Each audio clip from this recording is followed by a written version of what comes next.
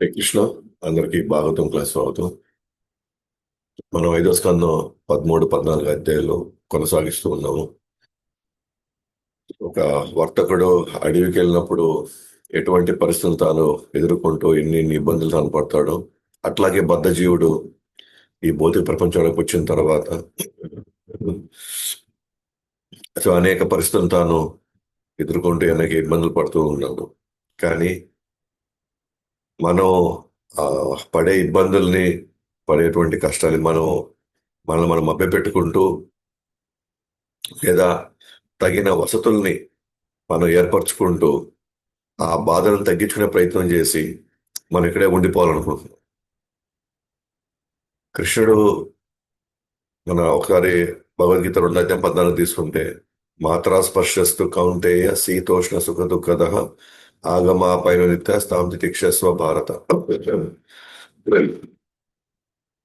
So కృష్ణుడు ఎట్లా అయితే వర్షాకాలం, ఎండాకాలం, చలికాలం వస్తూ ఉంటాయి పోతా ఉంటాయో, అలాగే సుఖాలు దుఃఖాలు వస్తూ ఉంటాయి పోతా ఉంటాయి. అయితే మనం ఏం చేయాలి? భరించడం నేర్చుకోవాలని చెప్పాడు. కానీ ఎక్కడ కూడా మీరు ఆ మీకు చలేస్తే ఏసీ తర్వాత హీటర్లు కనిపెట్టుకోండి, హీటర్లు తయారు చేసి పెట్టుకోండి. మీకు వేడిగా ఉంటే మీరు ఏసీలు తయారు చేసి పెట్టుకోండి అని చెప్పట్లేదు కృష్ణుడు. ఓకే, కృష్ణుడు చెప్పాడు, మీరు దాన్ని తట్టుకోండి, దాన్ని భరించండి అని మన ఎక్స్పీరియన్స్ అవ్వమంటాడు, మన అనుభవం తీసుకోండి అంటున్నాడు.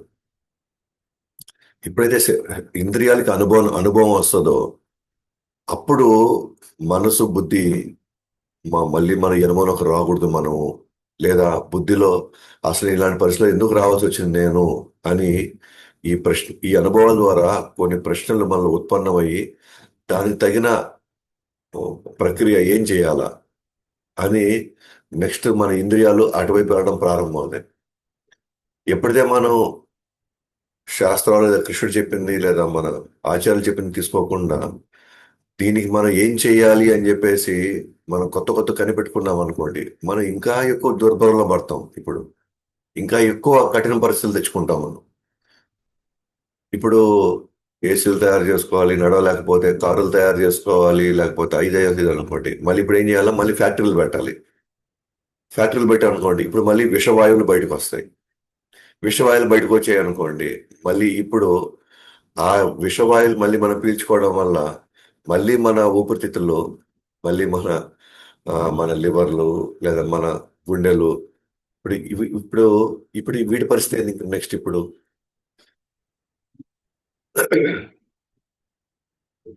అప్పుడు నేనేదో ఒక్కడనే భరించాలని నేను ఒక పరిస్థితి వచ్చినప్పుడు ఇప్పుడు అందరికీ కష్టాలు తీసుకొస్తున్నాయి. ఇప్పుడు ఇప్పుడు అందుకనే భరించామనుకోండి, మనం ఒక్కరితో పోతుంది.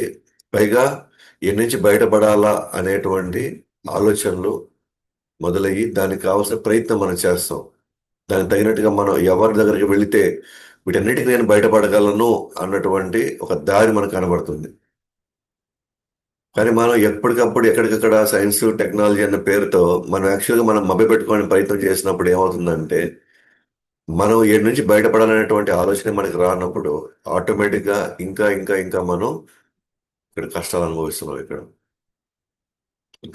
కాబట్టి ఇక్కడ ఉన్నటువంటి ప్రకృతి ఇచ్చినటువంటి ఏదో వనరులు ఇచ్చాయో లేదా ఆ ప్రకృతి ఇచ్చినటువంటి పరిస్థితులు ఇచ్చాయో దాన్ని ఆ, గమనించుకుంటూ దానివల్ల వచ్చేటువంటి ఇబ్బందుల్ని భరిస్తూ ఎక్కువ మనం భగవంతుడిని ఎక్కువ ఆశ్రయం తీసుకోవడానికి ఇవన్నీ మనకి కలిగే అనుభవాలు అనమాట.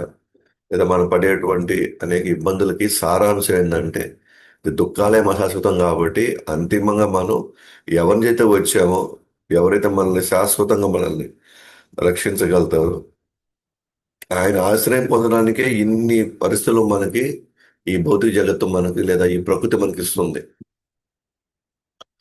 కానీ మనకి ఇక్కడ అడ్జస్ట్ అవ్వడానికి ఇవన్నీ మనకి ఇవ్వట్లేదు. ఇక్కడ ఇక్కడ ఏదో ఒక విధంగా మన తెలివితేటలతో ఏదో ఒకటి కనిపెట్టి ఏడే ఉండిపోండి అన్నది కాదు ఇక్కడ మనకి ఈ అనుభవాలన్నీ ఇచ్చేది.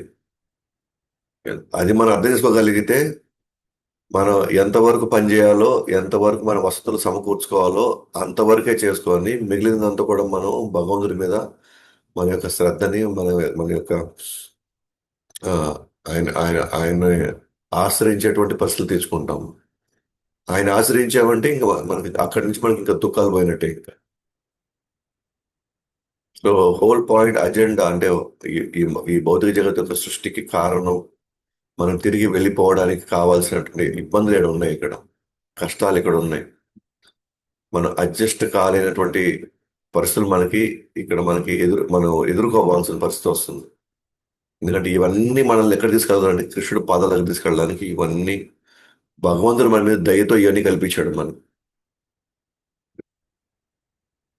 సో మనం యక్షులు, ప్రభుత్వపు అధికారులు, సో వీళ్ళు ఏ విధంగా మన ఉత్సాహాన్ని సన్నగిలేటట్టు చేసి మన బాధల్ని మనం ఎక్కువ అనుభవించేలాగా చేస్తారు. ఎట్లా మనం బాధలకు గురవుతాం ఈ భౌతిక ప్రపంచంలో, ఎస్పెషల్గా మానవులను వచ్చిన తర్వాత. ఇంకా చెప్పండి, జంతువుల కంటే ఇంకా ఎక్కువ ప్రాబ్లమ్స్ ఫేస్ చేసే పరిస్థితులు వస్తాయి వాళ్ళు. జంతువులు నాలుగు గురించి మాత్రమే ఆలోచిస్తాయి అంతే, ఆహార, నిద్ర, భయము, మైథునం అంతే. కానీ మనిషి అనేవాడు వీటన్నిటినీ ఆ, ఒక పక్క అనుభవిస్తూ అవి వ్యర్థమని ఒక పక్క తాను వీటి గురించి కాదు నేను వచ్చిందని తాను తనకి ఎంతో కొంత జ్ఞానం పొంది మరి ఎవరిని ఆశ్రయించాలి అన్న విషయాన్ని కూడా తను తెలిసిపెట్టుకోగలగాలి. లేకపోతే తన జీవితం జంతువుల జీవితంలాగే అయిపోతుంది. కొన్ని సమయాల్లో రాజభవనాన్ని ఊహించుకుంటాడు, కొన్ని సందర్భాల్లో నా తాత మా తండ్రి ఉంటే బాగుండు, నా యొక్క కష్టాలు లేదా నా యొక్క ఇబ్బందులు ఎంతో కొంత వాళ్ళు కూడా షేర్ చేసుకునే వాళ్ళు కదా అని అనిపిస్తుంటుంది. కొన్నిసార్లు ఎండ ఎక్కాలని, కొండ ఎక్కాలని అనిపిస్తుంది, కానీ ఊళ్ళోనే కష్టపడాల్సి వస్తుంది. అట్లాగే జీవితంలో మనం ఎన్నో సంస్కారాలు మనం నిర్వర్తించాలి, కానీ అవన్నీ కూడా నిర్వహించడానికి చాలా కష్టం అని చెప్పేసి వాటి జోలికి మనం పోం. కానీ సంస్కారాలు నిర్వర్తిస్తేనే ఏ నుంచి బయటపడదు. కానీ అది చాలా కష్టతరంగా, ఎట్లయితే మనకి కొండల్లో ములులు ప్రాబ్లం అవుతాయో, ఇక్కడ డబ్బులు కావాలి, తగిన బ్రాహ్మణులు కావాలి, అంత ఓపిక ఉండాలి, ఇన్ని ఉండాలన్నమాట. ఈ సంస్కారాలు మనం నిర్వర్తించాలి. ఆకలితో అప్పుడప్పుడు ఉన్నప్పుడు మనం కోపం వచ్చి మన వాళ్ళ మీదే మనం మన కోపాన్ని ప్రదర్శిస్తూ ఉంటాం. కానీ అది అడవిలో ఉన్న వ్యక్తి అయినా సరే, ఇక్కడ బద్ధజీవుడైనా సరే, ప్రపంచం ఒకసారి కొండ చిలువ చిమ్రంగా పడతాడు, ఒకసారి పెద్ద పెద్ద యాక్సిడెంట్లు అవ్వచ్చు, ఆల్మోస్ట్ స్పృహ కోల్పోయే పరిస్థితులు 2-3 రోజులు మనం ఐసీయూలోనే ఉండిపోతాం మనం. సో అట్లా అంటే ఒక విధంగా చెప్పాలంటే అది ఒక గాఢ నిద్ర అది, ఏది కోమా అనేది. అటువంటి కొన్ని ప్రమాదాలు కూడా మనం ఎదుర్కొంటాం. అటువంటి టైంలో మనకి ఏం జరుగుతుందో కూడా మనకు తెలియదు అసలు. బయట అసలు ఏం జరుగుతుందో తెలియదు, అసలు ఇది ఎందుకు జరుగుతుందో అర్థం కాదు ఒకసారి. కొన్ని మార్లు విష సర్పాలచే కాటు వేయబడతాడు, గుడ్డిగా చీకటి బావి లాంటి నరక జీవితాన్ని అనుభవిస్తాడు. దాన్ని ఈర్ష్య కలిగిన శత్రువులతోనూ హృదయంలో బాధపడుతూ నిద్ర పట్టగా బుద్ధి నాశనం చెంది, ఈ విధంగా అనేకటువంటి మనం ఇలాంటి పరిస్థితులు ఎన్నో చూస్తున్నాం మనం. కానీ ఎక్కడ కూడా మనకి మనం బాధలు పడుతున్నాం అనే స్పృహ మనకు లేదు. ఇప్పుడు నెక్స్ట్కి వెళ్తాం ఈరోజు. ఒకసారి ఆ అడవిలో ఉన్నటువంటి వర్తకుడు తేనె తొట్టు నుండి తేనె తీసుకోవాలనుకుంటే తేనెటీగలు దాడి చేస్తాయి. అతను అమ్ముకోవడానికి లేదా ఎంతో కొంత డబ్బు సంపాదించుకోవడానికి ఒకసారి తేనె కోసం వెళ్తాడు. సో తేనె కోసం వెళ్ళినప్పుడు తేనె తొట్టుని కదిలించాల్సిన పరిస్థితి వచ్చినప్పుడు, ఇప్పుడు తేనెటీగలే వచ్చి విపరీతంగా దాడి చేస్తాయి. ఆ తేనెటీగలు ఒకసారి ఒకటి కుడితేనే మనం ఆ, ఎంత క్షోభకు గురవుతాం అంటే, అలాంటి తేనెటీగలని దాడి చేసేయంటే అంత రిస్క్ తాను తీసుకోవాల్సి వస్తుంది. ఒకసారి వాటి దాడికి ఒకసారి అతను స్పృహ కోల్పోతాడు. అతను ఏదో కొద్దిపాటి సుఖానికి, ఒక 10 రూపాయలు సంపాదించడానికి తన జీవితాన్ని పణంగా పెట్టిపోతున్నాం. పోయే తీగడు కుట్టుడికి కొన్ని కొన్ని రోజులు పడుతుంది అనమాట, వాటి అది రికవర్ అవ్వడానికి. సో ఈ మధ్య కూడా మీకు ఒక ఇది నేను షేర్ చేసుకున్నాను. సో మన స్టూడెంట్ ఒక డివోటి వాళ్ళ నాన్నని తేనెటీగలు దాడి చేసేసరికి వాడు తప్పించుకోపోయి ఇక్కడ పడి, సో వెనకాల వెన్నెముకలో ఒక ఎముక 15 పీసులు అయినాయి లోపల, అంటే ఇరిగిపోయింది. దాంట్లో ఒక పీస్ కనపడలా. దానికోసం మళ్ళీ వేరే భాగంలో ఉన్న ఎముకల నుంచి కొద్దిగా తీసి పెట్టారు. అంటే తేనెటీగలు పట్టుకునే అయితే దాన్ని తప్పించుకొని మనం పరిగెత్తేటప్పుడు అడవిలో ఎక్కడ పడతామో తెలియనప్పుడు మన బాధ ఇంకా వర్ణనాతీతం అన్నమాట. ఏదో అదే విధంగా బద్ధజీవుడు ఈ ప్రపంచంలో కొద్దిగా సుఖం కోసం ఆకర్షింపబడిన వ్యక్తి, అదే మొయిదిన సుఖం కోసం ఆకర్షింపబడిన వ్యక్తి అక్రమ సంబంధం లేదా దొంగతనం చేస్తాడు. ఒక్కొక్కరి పరిస్థితిని బట్టి ఆ సుఖం ఎట్లయినా కావాలి, మళ్ళీ ఎట్లాగైనా సరే. దానికి నేను ఏ స్థాయికైనా వెళ్తాను నేను. ఆ, వెళ్ళి అది ఆ వస్తువు అయితే దొంగతనమైనా చేయాలి నేను, లేదంటే శారీరకమైనటువంటి ఏదో సుఖం అయితే కొద్దిగా అక్రమ సంబంధం పెట్టుకుంటూ చేసి భర్త లేదా ప్రభుత్వం చేతి దండించబడతాడు. అక్రమ సంబంధం పెట్టుకుంటే భర్త లేదంటే భార్య ఎవరైనా వచ్చి వాళ్ళ వాళ్ళని దండించవచ్చు, లేదా జీవితం ఇంకా ఇంకా వాళ్ళు విడిపోతే ఇంకా దుర్భరం అయిపోతుంది. లేదా దొంగతనం చేసే ప్రభుత్వం వచ్చే దండించబడతాడు. కాబట్టి ఈ కష్టాలకు కారణమైన భౌతిక జీవనానికి ఖండిస్తూ గడుపుతుంటాడు. సుఖమైతే కావాలి, కానీ ఆ అది మన ధర్మాన్ని తప్పినట్లయితే ఇంకా దారుణమైనటువంటి కష్టాలు అనుభవించాల్సి వస్తుంది.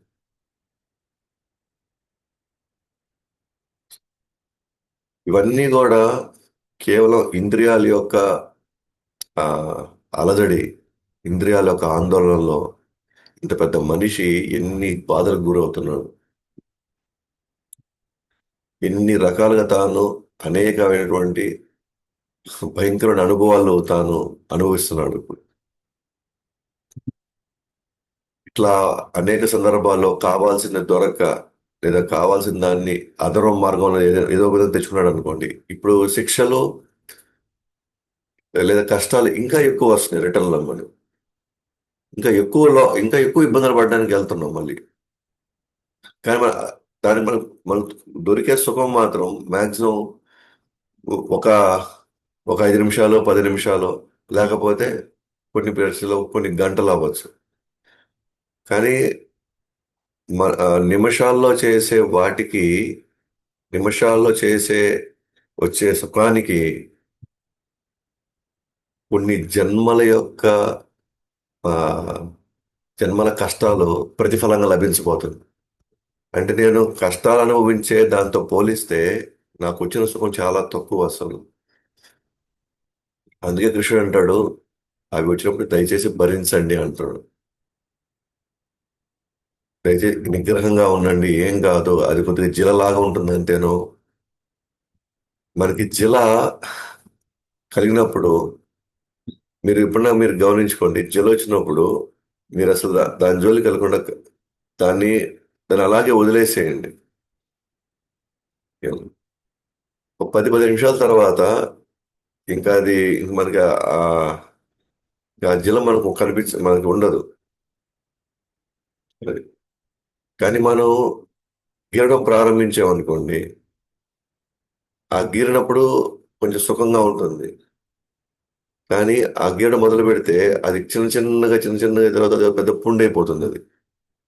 ఆ? అది పుండు అయిపోయిన తర్వాత ఇప్పుడు చూస్తే జిల ఎక్కువైంది, ప్లస్ ఇప్పుడు అడిషనల్ గా నొప్పి కూడా ఎక్కువైంది ఇప్పుడు. సో తాత్కాలికంగా మనం చేసేటువంటి దానికి చేసే పరిష్కారం అంటే అప్పుడే మనం జిల పెట్టేసిన తర్వాత మనం కొంచెం గీరిన తర్వాత ఆ, ఆ, గీరినంతసేపు బాగుంది. ఇంకా కొంత ముందుకు వెళ్ళిన తర్వాత చూస్తే అది ఇంకా ఇంకా గీరమంటుంది, కానీ కింద పుండు అయిపోయింది. అప్పుడు చూసుకుంటే ఒక పక్క బాధ, ఈ జిల ఇప్పుడు ఇంకా ఎక్కువ నరకం చూపిస్తుంది ఇప్పుడు. కాబట్టి ఆ కొద్దిగా సుఖం కోసం, లేదా ఆ కొద్దిగా చిన్న చిన్న మనం చేసే ఆ పరిష్కారాలు, వెతికే పరిష్కారాలు, అది శాస్త్రయుక్తంగా కాకుండా మన సొంత పరిష్కారాలు ఇచ్చుకోవడం ప్రారంభించాము అనుకోండి, మనకు తగిన రీతిలో. తెలియదు, భగవంతుడి దయ ఉంటే ఆ చిన్న సమస్యతో పోతుంది. కానీ ఒక్కోసారి మనం తీసుకున్న పరిష్కారమే రేపు ఇంకా గుదిబండై ఇంకా పెద్ద సమస్యలాగా మళ్ళీ తిరిగి వస్తుంది. అందుకే తన భౌతిక జీవనం చూసి తానే ఖండించుకుంటాడు. ఒకసారి మనకు అనిపిస్తుంది, నేను చేసిన ఇంత చిన్న తప్పుకి ఇంత భారాన్ని నేను మొయ్యాలనా, ఇంత అలాంటప్పుడు మనకు కావాల్సింది ఏంటంటే, మరి మన దాని నుంచి మరి అది చేయకుండా ఎట్లా జాగ్రత్త పడాలని చూసుకోవాల్సి. సో మనం కూడా ఒక ఎగ్జాంపుల్ చెప్పుకున్నాం కదా.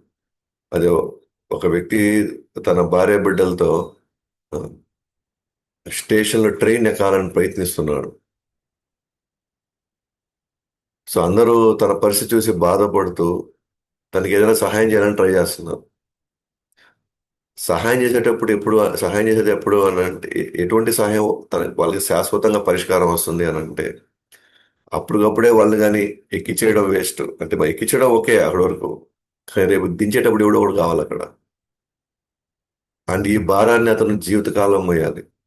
బట్ అతను అతను అనుభవించిన సుఖం ఎంత అంటే, ఆ పిల్లలు అంతమందిని కనడానికి,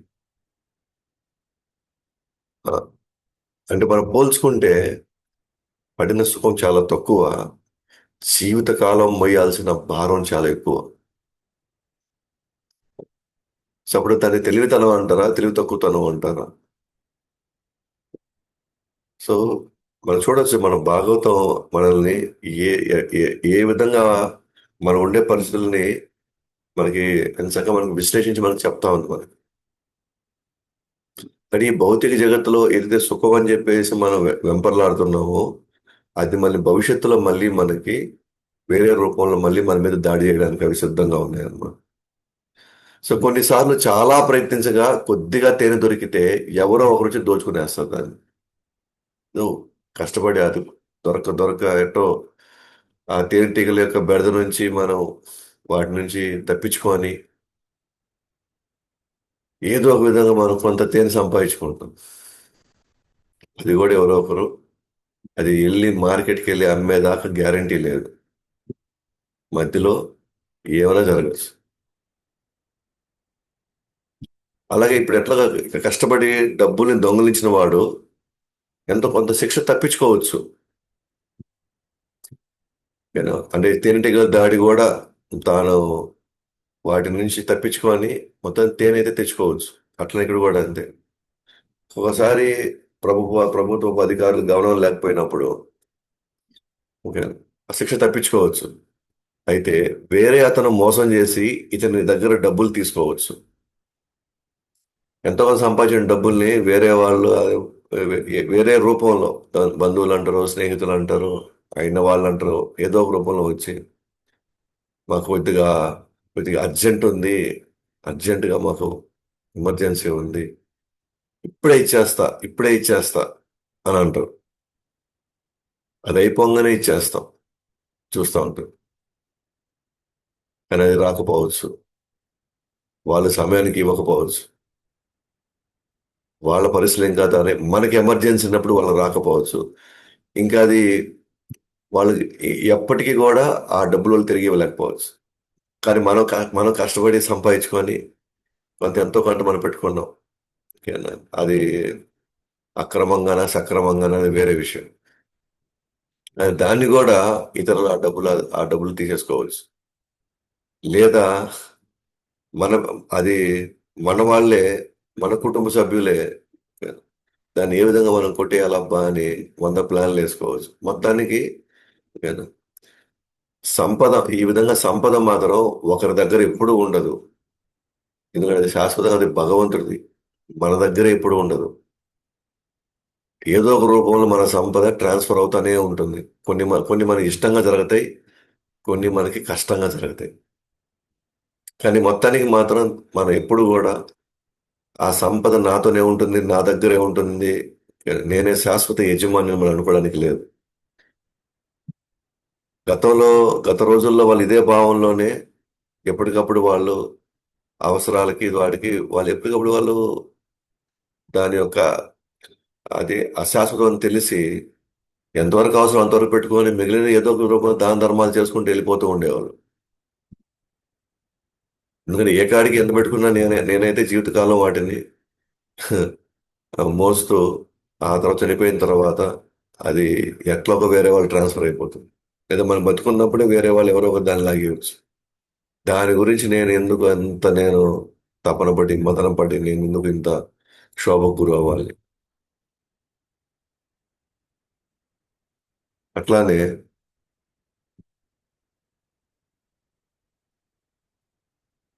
విపరీతమైన చలి, వేడి, గాలి, వర్షం వాటిని తట్టుకుంటూ ఖాళీ లేకుండా గడుపుతుంటాడు.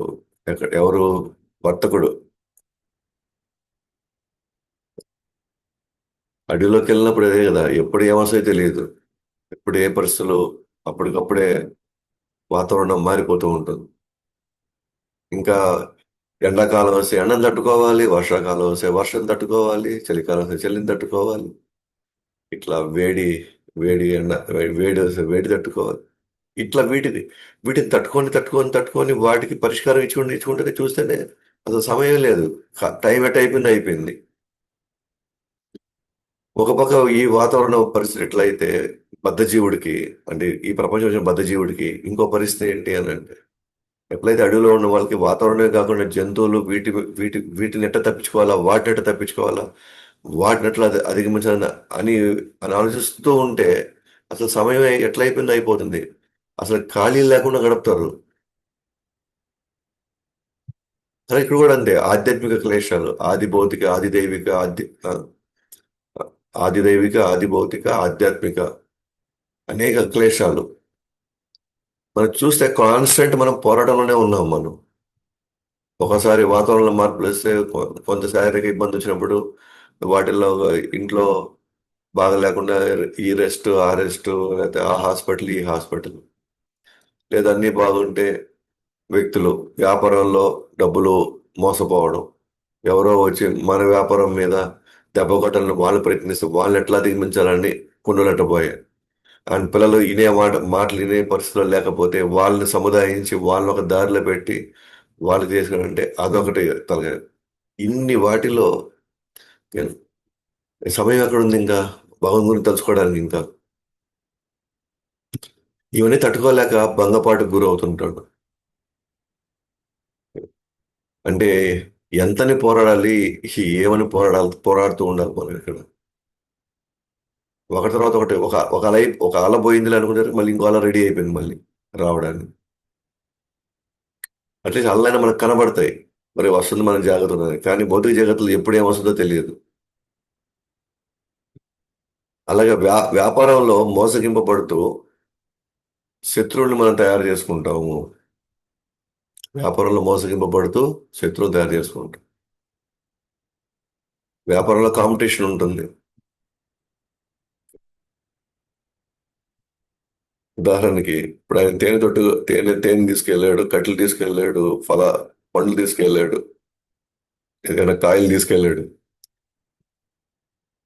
ఆడికెళ్ళి మార్కెట్కి వెళ్ళి చూసేసరికి మన మన స్థానాన్ని ఎవరో తీసుకో ఉంటారు అమ్మడానికి. మన దెబ్బ కొట్టడానికి వాళ్ళు మనకంటే తక్కువ రేటుకి అమ్మొచ్చు. అవన్నీ ఎదుర్కొనేసరికి తెలియకుండానే ఒకరికొకరు శత్రువులు అయిపోతున్నారు. నువ్వు అమ్మడానికంటే నేను ఇంకా కస్టమర్లని నేను సంపాదించుకోవడానికి నేను రకరకాల అబద్ధాలు చెప్తూ ఇతరుల మీద ఆ, రకరకాల అబద్ధాలు చెప్తూ రకరకాల పరిస్థితుల్ని ఎదుర్కొంటూ చాలా ఇబ్బందులు పడుతూ ఉన్నాం. అట్లానే పద జీవనంలో కూడా ఆ, కొన్ని మార్లు డబ్బులు సారీ, ఒకరినొకరు చిన్న మొత్తాలను మోసగించుకుంటూ కూడా శత్రువులు అవుతారు ఒకరినొకరు. ఏ, ఇక్కడ మన భౌతిక జగత్తులో ఒకసారి చిన్న చిన్న మొత్తాల్లోనే చిన్నగానే మోసం చేసుకుంటూ ఉంటారు. ఉదాహరణకి వ్యాపారంకి వెళ్ళినప్పుడు, ఓకే, అదే మేము ఇప్పుడు చేబూదులు తీసుకుంటాము, వేరే ఇప్పుడిప్పుడే అవసరాలకి, ఇప్పటికిప్పుడే సాయంత్రం కల్లా ఇచ్చేస్తాము, అవి ఇవి అంటారు. కానీ ఇవ్వలేరు.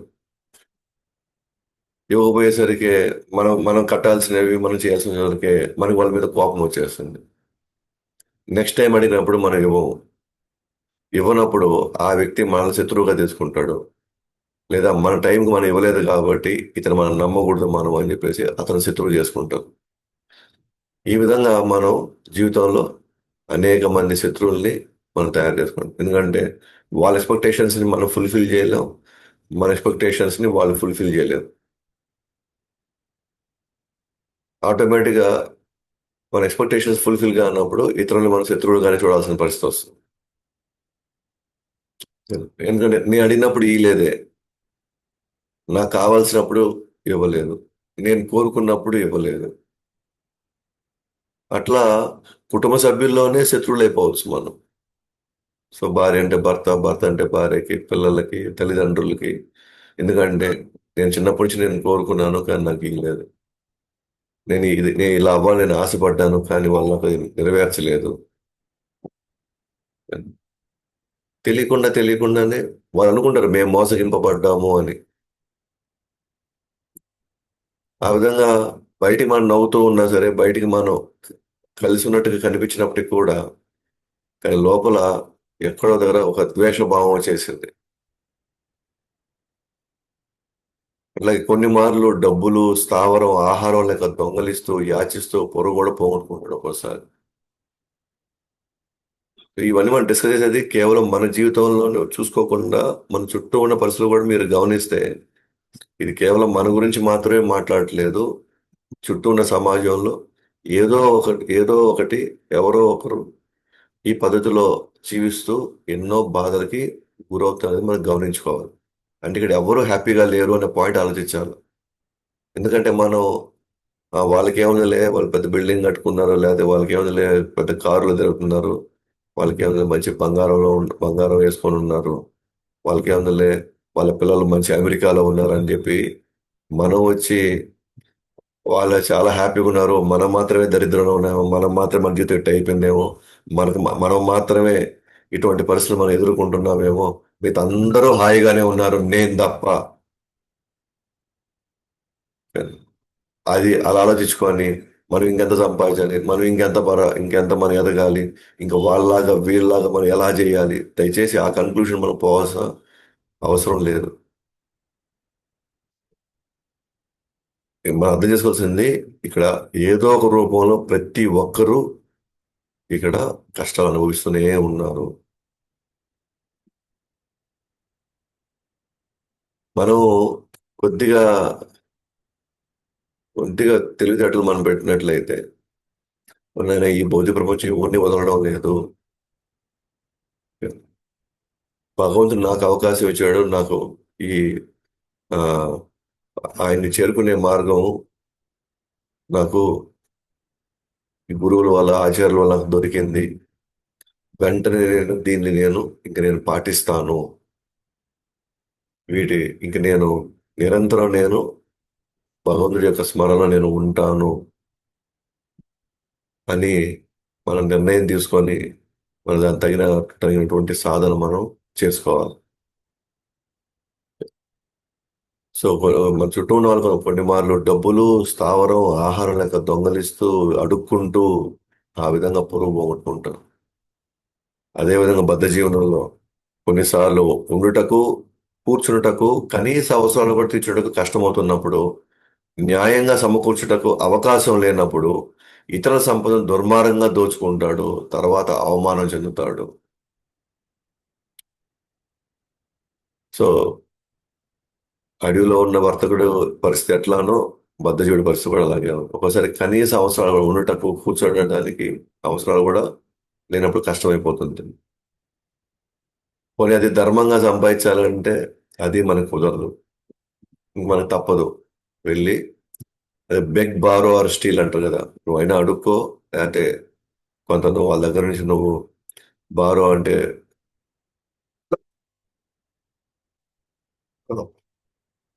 సో నాకు తాత్కాలికంగా కొద్దిగా వాళ్ళ దగ్గర తీసుకొని మళ్ళీ ఇచ్చేస్తామని అట్లీస్ట్ ఆ విధంగా లేనిది సమకూర్చుకుంటాం, ఏదైనా దొంగలించేయడం. అంతిమంగా ఏం జరుగుతుందంటే వాళ్ళ పరువు పోతుంది. ఎందుకంటే ఈ రోజు కాకపోతే రేపైనా, రేపైనా ఎల్లుండైనా సరే చుట్టుపక్కల ఏమొస్తుందా, వీడికి మాత్రం ఈ బాకండి, డబ్బులు ఈ బాకండి, వీడికి మాత్రం వస్తూ ఈ బాకండి అని చుట్టుపక్కల వచ్చేసరికి ఇంకెవరు తనకి ఇవ్వనప్పుడు అది అవమానాలు పడిన పరిస్థితి అయిపోతుంది. సో అందువల్ల అనేకమైనటువంటి పరిస్థితుల్ని బద్ధుడు ఇక్కడ ఎదుర్కొంటున్నాడు. సో పెళ్లి చేసుకుంటాడు, పోషించడానికి చాలా కష్టపడతాడు. అండ్ భౌతిక జీవనం అనేక సార్లు అనారోగ్యము, సంపద కొరత వలన మరణ పరిస్థితులు కూడా ఎదుర్కొంటుంటాడు ఒక్కోసారి.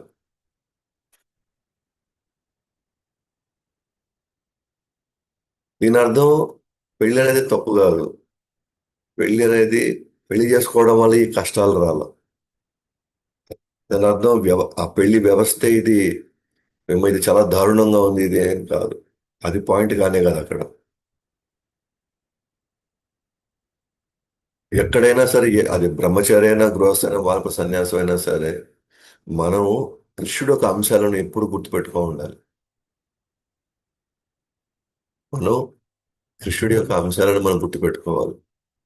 కృష్ణుడి యొక్క అంశాలు, కృష్ణుడి యొక్క సేవకులుగా మనం ఎప్పుడు అది మనకు గుర్తుండి, మన శాస్త్రయుక్తంగానో లేదా ఆచార్య చెప్పినట్టుగా కుటుంబం అంతగాని సహకరిస్తే మాత్రం ఆ పెళ్లిలో లేదా ఆ ఆ కుటుంబంలో లేదా ఆ వ్యవస్థలో వాళ్ళు ఎంతో కొంత ఆనందంగానే ఉండగలుగుతారు.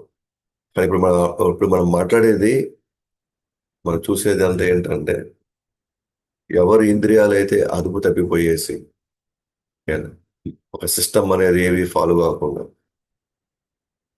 విచ్చలవిడిగా వాళ్ళకి తోచినట్లుగా వాళ్ళు ఏది అనుకుంటే ఆ విధంగా వాళ్ళు నిర్ణయాలు తీసేసుకొని ఎలా పడితే అలా ఉండడం వల్లనే వ్యవస్థలో ఇబ్బందులు వస్తాయి. వ్యవస్థలు తప్పు కాదు, కానీ అందరూ ఫాలో అయితే ఆ- అందరూ రూల్స్ అండ్ రెగ్యులేషన్ ఫాలో అయితే అందరూ హ్యాపీగానే ఉంటారు.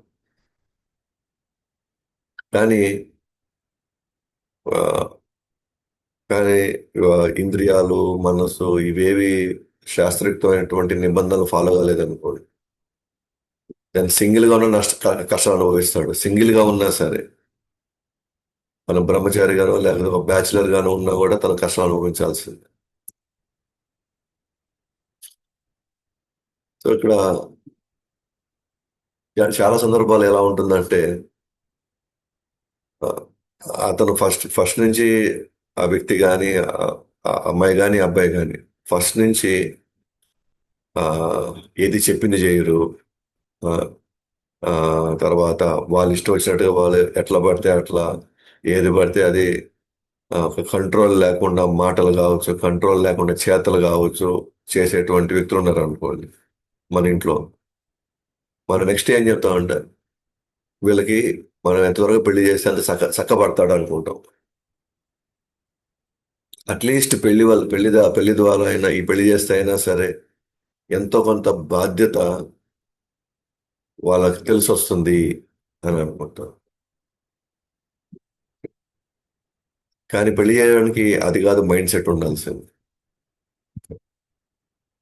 ఇతను బాధ్యత కలవాడైతేనే పెళ్లి చేయాల్సి వస్తుంది. అది అమ్మాయి అయినా సరే, అబ్బాయి అయినా. బాధ్యత గల వ్యక్తులు మాత్రమే పెళ్లి చేసుకోవాలి. అలాంటి పరిస్థితిలో వాళ్ళు ఎక్కడో అడ్జస్ట్ చేసుకుంటూ ఉన్న పరిస్థితుల్ని కలిసి ఎదుర్కొంటూ, వాళ్ళు కష్టం ఉన్నా కూడా అది ఒకరినొకరు సహకరించుకోవడం వల్ల, ఒకరిపై ఒకరికి ఉన్నటువంటి అనురాగం, ప్రేమ వల్ల, అండ్ ఇద్దరికి కూడా కృష్ణుడు మేము కృష్ణుడి యొక్క అంశాలు అనే అవగాహన ఉండడం వల్ల వాళ్ళకి హ్యాపీగా ఉంటారు. పోనీ అట్లీస్ట్ అవగాహన లేకపోయినా సరే వదిలేసాడు, కృష్ణుడికి సంబంధించి వదిలేసాడు. అట్లీస్ట్ బాధ్యతగా ఉండాలి. అరే మనం మనుషులుగా వచ్చాం కాబట్టి ఆ, కనీసం కొన్ని కొన్ని ధర్మాలు మనం ఇక్కడ పాటించాలా, కొన్ని సంస్కారాలు మనం నిర్వహించుకోవాలి అనే కనీసం ఆ స్పృహ అయినా ఉందనుకోండి, అవగాహన ఉందనుకోండి, ఇబ్బంది ఏం లేదు. కష్టాలు ఒకరినొకరు అర్థం చేసుకొని కొంత దాన్ని అధిగమించడానికి ప్రయత్నిస్తాం. కానీ ఇక్కడ అలాంటి ఒక భావన లేనప్పుడు అప్పుడు పోషించడానికి కష్టం అవుతుంది, భారం అయిపోతుంది. నాకేం అవసరం అనే పాయింట్ వస్తుంది ఇక్కడ. నేను ఎందుకు కష్టపడాలి ఇక్కడ, నాకేం అవసరం. కాబట్టి ఈ విధంగా ఒక పక్క కష్టపడుతూ ఇంకోసారి అనారోగ్యం వస్తూ ఇంకోసారి అక్కడ డబ్బులు లేక ఎట్లా పోషించాలి అబ్బా వీళ్ళని అని చెప్పి ఒక్కోసారి అనుకుంటాడు. అసలు చచ్చిపోతే బాగుండేమో, మరణ పరిస్థితులు ఎదుర్కొంటాం. ఇంక మరణం తప్ప ఇంక వేరే పరిష్కారం కాదేమో ఇంకా. మరణం అయితేనే మనం ఇంకా ఎవరిని మనం ఇబ్బంది పెట్టమేమో అని అట్లాంటి ఒక స్థితికి కూడా అతను వెళ్ళే పరిస్థితులు ఉన్నాయి, ఉంటున్నాయి కూడా, ఇప్పుడు మనం చూస్తూ ఉన్నాం. దీనికి అంతటి కారణం ఒకటే, మన ఫస్ట్ భగవుడి యొక్క చెప్పినటువంటి ఆ ఆదేశాలు మనకు తెలియకపోవడం, ఒకవేళ తెలిసినా పాటించకపోవడం, ఇవి అనేక పరిస్థితులకి దారితీస్తూ ఉంటాయి. అని ఒకరు ఆ పరిస్థితి వచ్చినప్పుడు ఒకరు ఏ నిర్ణయం తీసుకుంటారో మన మన చేతుల్లో లేదు. ఎలాంటి నిర్ణయం తీసుకుంటారో కూడా మనకు అంచనా కూడా ఉండదు అనమాట. సో ఆ భర్త కూడా పెళ్లి చేసుకుంటే సో ఈ విధంగా తాను మరణ పరిస్థితులు కూడా ఎదుర్కొంటాడంటే బద్ధ జీవుడి స్థితిలో జనుల శత్రువులుగా మారినప్పటికీ వారి కోరికలు తీర్చుటకు కొన్నిసార్లు పెళ్లి చేసుకుంటారు, తర్వాత విడాకులు తీసుకుంటారు. ఈ భౌతిక జగత్తులో అనేక అధిగమించలేని కష్టాలు ఉంటాయి. వాటితో పాటు సుఖము, దుఃఖము, మమకారము, ద్వేషము, భయము, అహంకారము, భ్రమ, విలాపము, దిగ్భ్రాంతి, దురాశ, అసూయ, శత్రుత్వము, అవమానము, ఆకలి, దప్పిక, శ్రమ, జనన మరణాలు వంటి కష్టాలు కలుగుతాయి.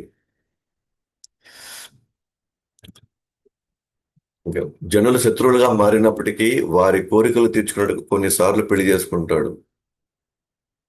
శత్రువులుగా అంటే అర్థం ఏంటి అని అంటే ఓ, ఆ, ఒకసారి మన పెళ్లికి ముందర మనకు చెప్తారనమాట. అంటే ఆ, ఆ, అబ్బాయి యొక్క గుణగణాలు ఏంటి, అమ్మాయి యొక్క గుణగణాలు ఏంటి అని ఎక్కడో దగ్గర చర్చకు వస్తాయి కదా, ఎక్కడో దగ్గర డిస్కషన్స్ వస్తాయి. ఆ డిస్కషన్స్ లో మనకు తెలుసు ఇవి నాకు నచ్చవు, లేదా ఇవి నాకు నచ్చుతాయి అని. అది అమ్మాయికైనా సరే అబ్బాయికైనా సరే. అలా అన్నప్పుడు మన పెద్దవాళ్ళు ఏం చేస్తారంటే అన్నీ బాగున్నాయి రా. ఈ ఈ చిన్న ఈ ఈ ఈ ఈ రెండు మూడు విషయాల్లోనే మనకి కొంచెం ఇబ్బందిగా ఉన్నాయి, అయినా పర్వాలేదు, మనం ఆ రెండు మూడు అవి అయినా సరే మనం పెళ్ళైన తర్వాత మనం దాన్ని సరి చేసుకోవచ్చులే. మేబీ ఆ రెండు మూడు ఏవైతే మనం చెప్తున్నామో ఈ రెండు మూడే కదా అని, మేబీ అది పెళ్లి చేసుకునే వ్యక్తులకి వాళ్ళకి అది చాలా అడ్జస్ట్ అవ్వడం చాలా కఠినమైన పరిస్థితి ఏమో, అది తెలియదు. 10 గుణాల్లో 7 గుణాలు మంచి గుణాలు ఉన్నాయి, 3 గుణాలు బాగాలేవు అనుకోండి. కానీ ఆ 3 గుణాలే ఆ ఆ వ్యక్తులకి ప్రాబ్లం అవుతా ఉంది. ఎంత ప్రాబ్లం ఉందంటే అడ్జస్ట్ కానంత ప్రాబ్లం ఉంది ఆ విషయాల్లో. కానీ అయినా కూడా పెద్దవాళ్ళు ఏం చేస్తారు, "ఏ- ఏం కాదు, తర్వాత తర్వాత అంతా సరిపోద్ది, అడ్జస్ట్ అయిపోద్ది" అంటారు. కానీ ఆ రెండు అంశాలే ఎప్పుడు గొడవలు అవుతా ఉంటాయి.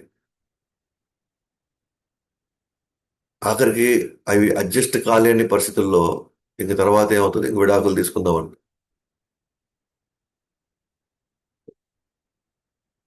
చాలా ఒక్కోసారి మూడో వ్యక్తిగా మనం అడిగినప్పుడు ఇదేంటి ఇంత చిన్న విషయానికి ఎందుకు ఇంత సీరియస్ గా తీసుకుంటున్నారు, ఇంత దాన్ని లాగి లాగి ఎందుకు దాన్ని ఇంత ఆ, తెగేదాకా ఎందుకు లాగుతున్నారు వీళ్ళు అసలు. మనకు అనిపిస్తుంది మూడో వ్యక్తిగా, కానీ మనకు అది సమస్య కాదు. వాళ్ళకి అది సమస్య అయ్యి వాళ్ళు ఇంచుమించుగా శత్రువులుగా అనుకుంటున్నారు ఒకరు. అంటే నేను ఎందుకు అడ్జస్ట్ అవ్వాలి అనే అంత దాకా వెళ్ళి అంతిమంగా ఇప్పుడు మనం ఒకటిగా ఉండలేము ఇంకా. అది అయ్యేది కాదు. అంటే ఆ చిన్న ఇది అది ద్వేషం కింద మారి ఆ మనిషినే దూరం పెట్టాలి అనే స్థితికి వెళ్ళిపోయింది. ఇంకా అడ్జస్ట్ అయ్యి ఉండడము అంటే ఇంక ఏ రోజుకి ఆ రోజు మనం ఇంటికి వెళ్తే మనం జైలుకి వెళ్తున్నాం అనే ఫీలింగ్ ఉంటుంది, జైల్లో ఉంటున్నాం అనే ఫీలింగ్ వస్తుంది. అంటే ఇష్టం లేని వాళ్ళతో మనం ఉండడం అనేది ఇంకా తప్పదు. ఇంకెందుకు ఎట్లాగైనా మనం ప్రశాంతంగా ఉన్నాం ఉండి ఎట్లాగో మనం ఏం హ్యాపీగా లేం కదా అని చెప్పి నెక్స్ట్ ఏమవుతుంది, విడాకులు అవుతుంది. కాబట్టి ఈ భౌతిక జగత్తులో అనేక అధిగమించలేని కష్టాలు ఒక పక్క ఈ ఒకటి ఉంటే మరి అధిగమించలేని కష్టాలు వీటి రూపంలో ఓకేనా, సుఖము, దుఃఖము, మమకారము, ద్వేషము, భయము, అహంకారము. సో ఇవన్నీ రకరకాల రూపాల్లో,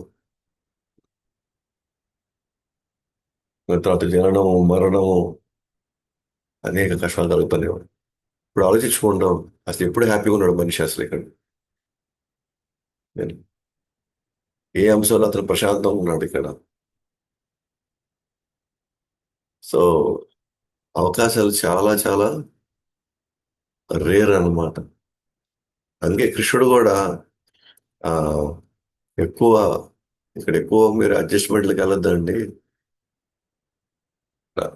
భగవంతుడు అదే ఆ, చేయవలసినటువంటి ఆధ్యాత్మికటువంటి కార్యక్రమాలు భక్తి చేసుకుంటూ తద్వారా వీటికి తట్టుకోండి, ఏడు నుంచి శాశ్వతంగా బయటపడండి అంటున్నారు. అందుకే మనం డిస్కస్ చేసాము. ఇప్పుడు మనందరికి హ్యాపీగా ఉండొచ్చు, ఇప్పుడు మనకి చూసేటి ఇవేవి మనకి కష్టాలు అసలు లేకపోతూ కూడా ఉండొచ్చు. కానీ ఇప్పుడు ఏదైతే మనం ఆనందకర జీవితం జీవిస్తున్నామో కొంతమంది కొన్ని కుటుంబాల్లో, కానీ అది శాశ్వతం ఉండదు ఆ సిచ్యువేషన్. రేపు ఏం చేసినా ముసలితనం వస్తుంది, ఏం చేసినా రోగాలు వస్తాయి, మరణం వచ్చినప్పుడు అప్పుడు మనం తట్టుకోలేము మనం. కాబట్టి నెక్స్ట్ వర్ తన వర్తక సమయం అయిపోయిన తర్వాత తిరిగి ఇంటికి వచ్చి ఆ మైదన జీవితాన్ని అనుభవిస్తాడు. తల్లిదండ్రులు మరణించిన తర్వాత పిల్లలపై ఆసక్తి పెంచుకుంటాడు. భౌతిక అస్తిత్వం అనే అరణ్యంలో ఆధ్యాత్మిక జీవితంపై మరణ సమయంలో కూడా ఏమాత్రం ఆసక్తి పెంచుకోకుండా అతను తిరుగుతూనే ఉంటాడు. సో అదే వర్తకుడు ఇప్పుడు వెళ్ళాడు, అడవిలోకి వెళ్ళాడు. అది పడిన కష్టానికి, శ్రమకి ఎంతో కొంత నాకు సుఖం కావాలనుకుంటే తన మైథున జీవితాన్ని అనుభవిస్తాడు. అట్లా భార్య, భర్త, తల్లిదండ్రులు అని ఒక వలయంలోకి వెళ్ళిపోతున్నాడు. ఏ, కాలక్రమంలో మనకు తెలిసిందే, మా తల్లిదండ్రులు వాళ్ళు ముసల్తనము, ఆ తర్వాత మరణం. అయితే ఇప్పుడు దాకా మనకి అనురాగం, అనుబంధం తల్లిదండ్రులతో ఏదైతే స్ట్రాంగ్ గా ఉన్నిందో, ఇప్పుడు వాళ్ళకి ముసల్తనం వచ్చి వాళ్ళు మనకి దూరం అయ్యే పరిస్థితి వచ్చినప్పుడు అదే అనురాగం, అదే అనుబంధం, అదే ఆసక్తి ఇప్పుడు ఎవరి మీదకి వెళ్తుంది? ఇప్పుడు పిల్లల మీదకి వెళ్తుంది. ఇప్పుడు నెక్స్ట్ వాళ్ళకి ఏం చేయాలా, వాళ్ళ గురించి ఏం ఆలోచించాలి, వాళ్ళకి ఏ విధంగా తీర్చిదిద్దాలా, వాళ్ళకి ఎటువంటి పరిస్థితులు కల్పించాలా, వాళ్ళు వాళ్ళ ఇంజనీర్లు అవ్వాలి, వాళ్ళు డాక్టర్లు అవ్వాలి, వాళ్ళకి ఈ విధంగా నేను అవి కట్టాలి, ఇవి కట్టాలి, ఇవి చేయాలి, అవి చేయాలి అని చెప్పేసినప్పుడు అట్లా తల్లిదండ్రుల మీద ఒకప్పుడు ఉన్నటువంటి ఏదైతే అనుబంధం, అనురాగం ఉన్నిందో, అది ఆసక్తి ఉన్నిందో, అది ఇప్పుడు మళ్ళీ ట్రాన్స్ఫర్ అయింది వేరే వాళ్ళకి. కాబట్టి ఈ భౌతిక అస్తిత్వం అనే అరణ్యంలో ఆధ్యాత్మిక జీవితంపై మరణ సమయం కూడా మనకి ఆసక్తి పెంచుకోకుండా మళ్ళీ తిరుగుతూనే ఉంటాడు. ఇక్కడ ఓన్లీ ఏంటంటే మమకారం షిఫ్ట్ అవుతున్నాయి అంతే. ఒకరి మీద ఉన్నది ఇంకో మీదకి షిఫ్ట్ అవుతుంది, ఒక వస్తువు మీద ఉన్నది ఇంకో వస్తువు మీదకి వెళ్తుంది కాలక్రమం. కానీ ఎప్పుడైతే ఈ ఆసక్తిని మనం పెంచుకుంటున్నామో ఆటోమేటిక్గా మనకి ఆధ్యాత్మిక జీవితం పట్ల అసలు అవగాహన కూడా లేకుండా పరిస్థితి మనకు మనమే క్రియేట్ చేసుకుంటాం. అదేవిధంగా బద్ధజీవుడు కూడా ఇక్కడ భౌతిక ప్రపంచ మార్గంలో అనేక కష్టాలు మరి ప్రమాదాలతో కూడుకున్నది. కొన్నిసార్లు గెలుస్తూ ఉంటాడు, కొన్నిసార్లు ఓడిపోతూ మరణం వల్ల తండ్రి నుండి విడిపోయి పిల్లలపై మమకారం పెంచుకుంటాడు. కొన్ని సందర్భాల్లో భయంతో, ఆనందంతో పాడుకుంటూ భగవంతుడిని మరిచి భౌతిక కార్యక్రమాల్లో కూరుకొని పోతాడు. భగవంతుడిని ఆశ్రయం పొందడం ముక్త జీవుల భౌతిక అస్తిత్వం నుండి విడుదల పొందుతారు. ముక్త జీవులు ఏం చేస్తారు? భగవంతుడు ఆశ్రయం తీసేసుకున్నారు. తెలుసు వాళ్ళకి ఇవన్నీ ఉన్నాయి, వీటి వల్లే నేను ఈడ ఇరుక్కోబోతున్నాను. బద్ధజుడికి కనబడ్డాయి ఇవన్నీ. సో మనకు కనబడట్లేదు. కానీ మనం మన ముక్త జీవులు దీన్ని అనుభవించి సాక్షాత్కారం పొందిన వాళ్ళకి మాత్రం ఇవన్నీ బాగా అర్థమవుతున్నాయి. కాబట్టి వాళ్ళు అత్యంత జాగ్రత్త తీసుకుంటూ ఈడ నుంచి బయటపడడానికి ఏం చేయాలబ్బా అని దాని మీద ఎక్కువ ఫోకస్ చేస్తారు. లైక్ ఇప్పుడు జడభరతుడే సంగతి తీసుకుంటాం. అంతిమంగా తనకు అర్థమైంది ఈ అనురాగాలు ఇంతకుముందు భార్యాభర్తల మీద, రాజ్యం మీద ఉన్న ఎంతో కొంత ఆసక్తులు ఆ జింక మీద ట్రాన్స్ఫర్ అయినాయి ఇప్పుడు. మగ మీద ఉండింది కానీ జింక మీద ఇంకా ఆసక్తి ఇంకా ఇంకా డబుల్ అయింది. ఎందుకంటే సాధన వదిలేశాడు. గుర్తు చేయడానికి ఇంకెవరు చుట్టుపక్కల భక్తులు ఎవరు లేరు. చాలా ఈజీగా మన ఆసక్తులు మార్చేసుకోగలుగుతాం మనం. మమకారాలు ఒకరి మీద ఒకరు ఈజీగా ట్రాన్స్ఫర్ అయిపోతాయి అన్నమాట. ఎప్పుడైతే ఆ మమకారం స్ట్రాంగ్ అయింది అనుకో, వాళ్ళ నుంచి విడిపోవాలనే థాట్ వచ్చినా కూడా మనం తట్టుకోలేం. అలాంటిది మనతో వాళ్ళు శాశ్వతంగా విడిపోయారు అనుకోండి, మనం ఇంకా అక్కడ జీవించడం కష్టమైపోతుంది. కానీ ముక్త జీవులు మాత్రం భగవంతుడు తప్ప ఇంకెవరిని ఆశ్రయించడానికి వాళ్ళు వాళ్ళు ముందుకు రారు. ఎందుకనంటే దీని అనుభవం వాళ్ళ దగ్గర ఉంది. భౌతిక అస్తిత్వంలో వాళ్ళు పడినటువంటి ఇబ్బందులు, దీనివల్ల వాళ్ళు అందుకే భగవద్గీతలో కూడా ఏహి సంస్పర్శజ భోగ దుఃఖ యోనయ ఏవతే ఆద్యంతవంత కౌంతేయ నతేషు రమతే బుధః. సో ఏదైనా సరే అనుభవించాలనుకునే భౌతికంగా అనుభవించినది ఏదైనా సరే ఇది దుఃఖానికే దారితీస్తుంది. ఆదిలోనూ దుఃఖమే, అంతంలోనూ దుఃఖమే. కాబట్టి తెలివైన వాళ్ళు ఇటువంటి ప్రక్రియల్లో కానీ ఇటువంటి కార్యాల్లో వాళ్ళు నిమగ్నం కారు అన్న విషయం మనకి క్లియర్ అవుతుంది. సో తెలివైన వాళ్ళు జస్ట్ ఈ ప్రక్రియలో భాగంగా ఉంటారే కానీ దాంట్లో దాన్ని వాళ్ళు నమ్మకుండా భగవంతుడి మీద ఎక్కువ ఆధారపడడానికి ప్రయత్నిస్తారు. అండ్ భక్తుల సాంగత్యం లేనప్పుడు అది కూడా భగవంతుడిని పొందడం అనేది కూడా అసాధ్యమైపోతుంది.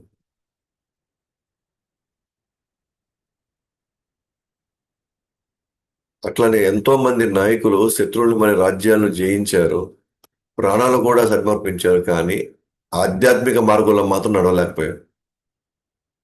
ఇక్కడ ఎంతో మంది ఉన్నారు, మంచి మంచి నాయకులు ఉన్నారు.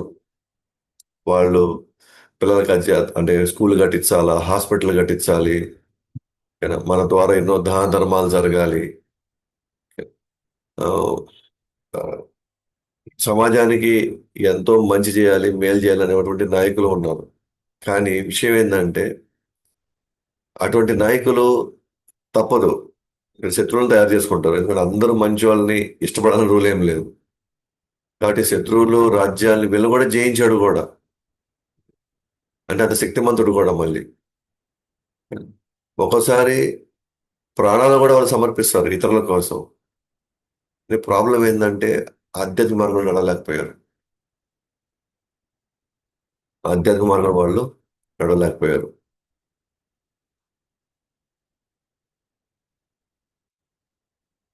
సో ఆధ్యాత్మిక మార్గం నడవలేకపోయినప్పుడు ఆటోమేటిక్గా ఈ భక్తి సుకృతి లేకపోతే మనం మళ్ళీ ఏదైనా పాపకార్యమో ఏదో పుణ్యకార్యం కింద ట్రాన్స్ఫర్ అయింది కాబట్టి మళ్ళీ భూమి మీదకి రావాల్సి వచ్చింది. భౌతికంగా కొన్ని విషయాలు అధిగమించారు, ఎంతో మంది కంటే మీరు శక్తివంతులని మీరు నిరూపించుకున్నారు. కానీ ఏం ప్రయోజనం? మళ్ళీ రావాల్సిందే అది ఇక్కడికి. ఆధ్యాత్మిక మార్గం నడవలేకపోతే ఎన్నెన్ని గొప్ప గొప్ప కార్యాలు చేసినా సరే మళ్ళీ తిరిగి రావాల్సిందే ఇక్కడ. అదే ఇక్కడ గొప్ప రాజులు యుద్ధాల్లో మరియు క్రతువులు నిపుణులు నిర్వహించడంలో నిపుణులే, కానీ వాళ్ళు భక్తితో సేవ మాత్రం పొందలేకపోయారు. నేను నాది అనే భావంలోనే ఉంటూ యుద్ధాలు చేసుకుంటూ మానవ జన్మ యొక్క ఉద్దేశాన్ని నెరవేర్చకుండా మరణించారు. పెద్ద పెద్ద కార్యాలు చేశాడు, పెద్ద పెద్ద ప్రయోజనాలు సమకూర్చారు ప్రజలకి. కానీ తాను భక్తిలో ఉండలేకపోయాడు, భక్తితో సేవలో ఏమాత్రం ఆయన ఉండలేకపోయాడు లేదా పొందలేకపోయాడు. కాబట్టి నేను నాది అనే భావంలో యుద్ధాలు చేసుకుంటూ నా రాజ్యం, నా పిల్లలకి నెక్స్ట్ రాజ్యం ఇవ్వాలా, నా వాళ్ళే దీంట్లో అనుభవించాలా.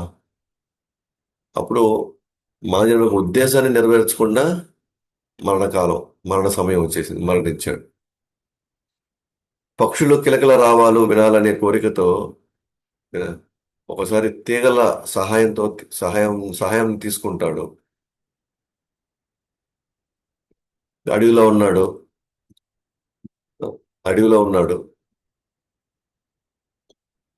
కొన్ని పక్షులు చాలా అద్భుతంగా అవి అవి రాగాలు, అవి కూస్తూ ఉంటే మనకి రాగాల్లాగా వినిపిస్తా ఉన్నాయి. అవి ఎక్కడున్నాయి అబ్బా, ఏంటబ్బా ఆ పక్షులు అది ఒక నేను చూడాలనుకుంటున్నాను అని అనుకున్నప్పుడు అక్కడ ఏదో తీగల సహాయం తీసుకున్నాడు అనమాట. ఇంకా బాగా వినడానికి లేదా వాటిని చూడడానికి. ఆ తీగలు ఆ తీగలు బలమైనవి కాదు అవి. మనం ఆ తీగల్ని పట్టుకుంటున్నాం అని కూడా మనకు తెలియదు అసలు. ఇవంతా వీక్ గా ఉన్నాయి కూడా మనకు తెలియదు. ఎందుకంటే మన చెవుల్ని ఆ, ఆకర్షించాయన్నమాట. అది ఆకర్షించడం ఒక ఎత్తు అయితే, ఆ ఆకర్షణలో మనం యాక్చువల్గా ఎక్కడ ఉన్నాము, మనం ఎటువంటి వాటి ఆశ్రయం తీసుకున్నాం అనే స్పృహ మనకు ఉండదు. ఇప్పుడు ఆ తీగలు కట్ అయితే ఆ బరువుకి ఎక్కడ పడతాడో మనకు తెలియదు. అలాగే భార్య కౌగిలిలో జీవితపు లక్ష్యాన్ని కూడా మర్చిపోతాడు. అంటే ఇంతకంటే ఇంక వేరే సుఖం ఏముంది, ఇంతకంటే నాకంటే ఇంక అదృష్టవంతుడు ఇంకెవరు ఉంటారు అని అటువంటి ఒక ఆలోచనల ధోరణి మనలో ఆ, కలుగుతున్నప్పుడు భార్య భార్య పిల్లల మాటలు చూపుల్లో ముగ్ధులై భౌతిక అస్తిత్వంలో కొనసాగుతూనే ఉంటాడు.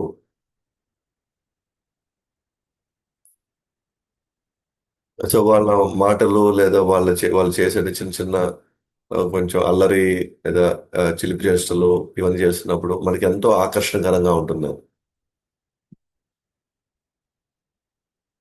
వాళ్ళ పట్ల ఎనలేనటువంటి ఒక అనురాగం, అనుబంధం తెలియకుండానే లోపల లోపల అది బలంగా ఏర్పరచుకుంటారు. దాంట్లో అసలు మా అసలు వచ్చిన ఒక విషయాన్ని, ఎందుకు వచ్చాడు అన్న విషయాన్ని మర్చిపోయాడు. ఏం చేయాలనేది మర్చిపోయాడు అసలు. అట్లా అనుకున్నప్పుడు తను సాధన చేయలేనప్పుడు మళ్ళీ ఈ ఈ భౌతిక జగత్తులోనే కొనసాగుతూనే ఉండడం. సో ఈ విధంగా మనం చూస్తే కనుక ఒక వర్తకుడు తేనె తేనెటీగల దాడి నుంచి తప్పించుకోవాలని ప్రయత్నిస్తూ ఎన్నో ప్రమాదాలకు గురవుతున్నాడు. అలాగే కొద్దిపాటి సుఖం కోసం అక్రమ సంబంధం అనేది దొంగతనం చేస్తూ ఎన్నో కష్టాలకి గురవుతూ మళ్ళీ తన జీవితం తానే ఖండించుకుంటూ ఉంటాడు. ఎందుకు నేను ఇట్లా చేశాను, ఈరోజు నేను ఎందుకు ఇన్ని బాధపడాల్సిన పరిస్థితి ఎందుకు వస్తుంది అని చెప్తాను. ఒక్కోసారి ఎంతో కొంత దొరికింది, కానీ ఎవడో ఒకటి దాన్ని దోచుకొని వెళ్ళిపోయాడు. అట్లానే ఎంతో కొంత సమకూర్చుకుంటే శిక్ష తప్పించుకున్నట్టు తాను. ఆ, అది కానీ ఎవరో ఒకరు వచ్చి ఏదో ఒక రూపంలో ఆ డబ్బులు తీసుకెళ్ళిపోతారు. లేదా వర్షం, గాలి, వీటన్నిటి వల్ల ఎన్ని రకాల ఇబ్బందులు పడుతున్నాడు. భౌతిక జగత్తులో కూడా అనేక క్లేశాలను తాను అనుభవిస్తూ తట్టుకోలేక భంగపాటు పడుతూ ఉంటాడు. వ్యాపారంలో శత్రువులు తయారు చేసుకున్నట్టుగానే మోసగించుకుంటూ, అట్లాగే మన జీవితంలో కూడా అనేక మంది శత్రువులు మనం తయారు చేసుకుంటాము. కొన్నిసార్లు డబ్బుల కోసం, వాటి కోసం, వీటి కోసం అవి లేక దొంగలిస్తూ లేదా అడుక్కుంటూ ఒకసారి పరువు పోగొట్టుకుంటాడు. ఇది కూడా అంతే అనమాట. అవమానం చెంది అనేక కష్టాలు అనుభవిస్తూ న్యాయం సమకూర్చడం అవకాశం లేనప్పుడు ఇతరుల సంపద దుర్మార్గంగా దోచుకుంటాడు. లాస్ట్కి అవమానం పడతాడు. సో పెళ్లి పరిష్కారం అనుకుంటాడు, కానీ కానీ ఇంకా ఎక్కువ కష్టపడాల్సి వస్తుంది. ఎందుకంటే అనారోగ్యం, సంపద కొరత ఇవన్నీ మరణ పరిస్థితికి దారి తీస్తాయి. ఇక్కడ కూడా మనకి మనకి మనం ఉన్నటువంటి పరిస్థితుల్లో ఆ ఆ పెళ్లి పెళ్లి పెళ్లి సమయంలోనే మనకు తెలుస్తుంటాయి కొన్ని కొన్ని. కానీ తర్వాత వాళ్ళే శత్రువులు అయిపోతారు. శత్రువులు అయి విడాకుల దాకా వెళ్ళి మళ్ళీ అనేక ఇబ్బందులకు గురవుతుంటారు. అదే తల్లిదండ్రుల మీద ఉన్న ఆసక్తి క్రమక్రమంగా మళ్ళీ పిల్లల మీదకి వెళ్తూ ఉంటుంది. ఆ విధంగా ఆసక్తులు పెంచుకుంటూనే వెళ్తూ ఇక్కడ తిరుగుతూనే ఉంటాడు అన్నమాట. ఇది కూడా అంతే, ఇక్కడ కూడా అంతే, మమకారాలు పెంచుకుంటూ ఇక్కడే ఉండిపోయేటువంటి స్థితులు తనకు తానే ఆ, తెచ్చుకుంటాడు. అలాగే నాయకులు ఎన్నో శత్రువులను జయించారు, రాజ్యాలు జయించారు, ప్రాణాలు కూడా సమర్పించారు, కానీ ఆధ్యాత్మిక మార్గంలో రాలేకపోయారు. అలాగే రాజులు కూడా ఎన్నెన్నో ఆ, గొప్ప గొప్ప యుద్ధాలు చేశారు, యజ్ఞాలు నిర్వహించారు, కానీ భక్తి సేవ మాత్రం పొందలేకపోయారు. ఎందుకంటే నాది నేను అనే భావన ఉండడం వల్ల. ఒకసారి మన చిన్న చిన్న ఆ, సుఖాలని అనుభవించే క్రమంలో పెద్ద రిస్క్ లోకి వెళ్ళి భగవంతుని కూడా మర్చిపోతాం. అదే పక్షుల కిలకిల రావాలి. సో వినాలనే కోరికతో తీగల సహాయం తీసుకుంటాడు. అలాగే ఇప్పుడు కూడా భార్య యొక్క పిల్లల యొక్క మాటలు, వాళ్ళు ఆ, వాళ్ళు చేసే కొన్ని కొన్ని కార్యాలు, ఆ ఆ దాంట్లో పడి భగవంతుడిని మనం మర్చిపోతున్నాం. సో ఆ విధంగా మళ్ళీ అయితే ఇది ఈ ఇబ్బందులు ఎక్కడ ఆగేటివి కావు, ఏడు నుంచి బయటపడితే తప్ప. శాశ్వతంగా ఏడు నుంచి బయటపడేదానికి కావాల్సినటువంటి విధానమో లేదా ప్రక్రియో లేదా సాధన ఏదో ఒకటి దాన్ని పట్టుకునే తప్ప ఇది నిరంతరం కొనసాగుతూనే ఉంటుంది. మనం భక్తులమైనా భక్తులం కాకపోయినా ఇవన్నీ ప్రతి వ్యక్తి అనుభవించారు. కాబట్టి మనం మాత్రమే దుఃఖంలో ఉన్నాము, మనకు మాత్రమే కష్టాలు ఉన్నాయి, వాళ్ళలాగా మనం ఎప్పుడు సంపాదిస్తాము, వాళ్ళలాగా మనం ఇప్పుడు అంతంత పెద్ద పెద్ద సంపదని మనం సమకూర్చుకుంటాము, వాళ్ళలాగా మనం ఎప్పుడు వచ్చేసి ఈ విధంగా ఆ, జీవితాన్ని గడుపుతాము. కానీ ఎవరి జీవితాలు నథింగ్, ప్రతి ఒక్కరూ ఈ పరిస్థితుల్ని ఏదో ఒక రూపంలో ఎదుర్కొంటూనే ఉన్నారు. కాబట్టి మనం ఏమనుకుంటామంటే నాలాగా ఎవరికి లేవు ఇక్కడ అనుకుంటాం మనం. నాలాగా మనలాగే చాలా మందికి ఉన్నాయి, కానీ మన చుట్టుపక్కల లేరు అంతే వాళ్ళు. అండ్ వాళ్ళు కూడా ఎంతో కొంత సంపాదించి ఎంతో ఒక స్థాయిలో ఉన్నారంటే కింద లెవెల్ ఎక్కడో దగ్గర వాళ్ళు కష్టపడుతూ ఎన్నో, వాళ్ళు కూడా అవమానాలు పడుతూ ఎన్నెన్నో ఇబ్బందులు పడుతూ వాళ్ళు కూడా అనేకమైనటువంటి కష్టాలు కూడా అనుభవిస్తే ఆడదాకా వచ్చారు వాళ్ళు. కాబట్టి ఇక్కడ ఎవరి జీవితం సాఫీగాను ప్రశాంతంగాను ఏమీ లేదన్నమాట. ఖచ్చితంగా ఏదో ఒక రూపంలో ఎక్కడ ఏదో ఒక సమయంలో ఎవరో ఒకరు ద్వారా ఇవి జరుగుతూనే ఉంటాయి ఇవి. ఒకటే మార్గం అన్నమాట. ఇప్పుడు మా దయచేసి వీళ్ళ దగ్గర పోతే పరిష్కారం ఉంటుంది, ఈ ఈ ఈ బాబాల దగ్గర, లేకపోతే పలానా ఈ డబ్బులు మనం సమకూర్చుకుంటే, ఈ రెండు వ్యాపారాలు నాలుగు వ్యాపారాలు చేసుకుంటే, ఓకే, ఏది చేయలేదు ఇక్కడ. ఇవన్నీ చేసి చేసి చేసి చేసి అందరూ విసిగెత్తిపోయారు. ఎక్కడ వాళ్ళకి జీవితం చివరి అంచుల దాకా వాళ్ళు ప్రశాంతంగా లేరు. ఒక విధంగా వాళ్ళు ప్రశాంతంగా ఉన్నారంటే అది వాళ్ళ దురదృష్టం ఉంది. ఎందుకంటే ప్రశాంతంగా ఉన్న వాళ్ళు ట్రై చేయరు.